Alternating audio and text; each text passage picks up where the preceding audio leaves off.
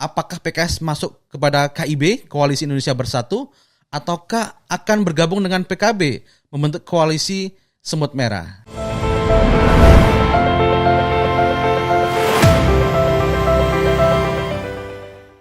Assalamualaikum warahmatullahi wabarakatuh. Perkenalkan, saya Muhammad Khalid, juru bicara Partai Keadilan Sejahtera. Akhir-akhir ini, banyak jurnalis, wartawan yang kontak kami menanyakan terkait apa langkah-langkah PKS ke depan.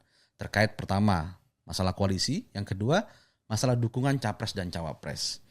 Saya pikir ini pertanyaan-pertanyaan yang sering menggelitik di masyarakat yang ditanyakan oleh para wartawan untuk mendapatkan jawaban dari PKS.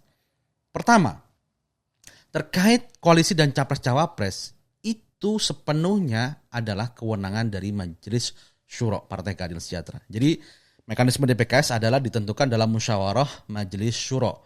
Dan itulah yang akan menjadi keputusan yang definitif dari Partai Keadilan Sejahtera. Sebelum ada keputusan musyawarah Majelis Syuro, maka yang terjadi adalah itu adalah wacana dan hanya komunikasi politik yang kita lakukan. Sehingga apakah PKS masuk kepada KIB, Koalisi Indonesia Bersatu, ataukah akan bergabung dengan PKB, membentuk koalisi Semut Merah? Nah, itu adalah wacana.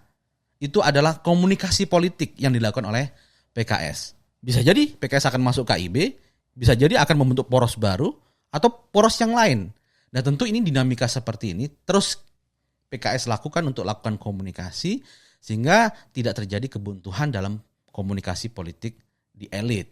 Nah, kemarin di Milad kita mengusung kolaborasi melayani Indonesia. Ini adalah salah satu manifestasi PKS terus menjalin komunikasi dengan berbagai komponen. Itu yang pertama.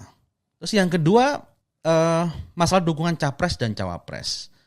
Tentu untuk sampai kepada satu nama itu butuh proses yang tidak mudah. Harus ada banyak pertimbangan-pertimbangan. Nah, ketika ditanyakan kepada kami, apa nih kriteria yang akan didukung oleh PKS, Capresnya? Kami mempunyai 3 kriteria. Pertama adalah dia adalah kandidat yang memiliki kapasitas untuk memenangkan kompetisi pemilu dan pilpres.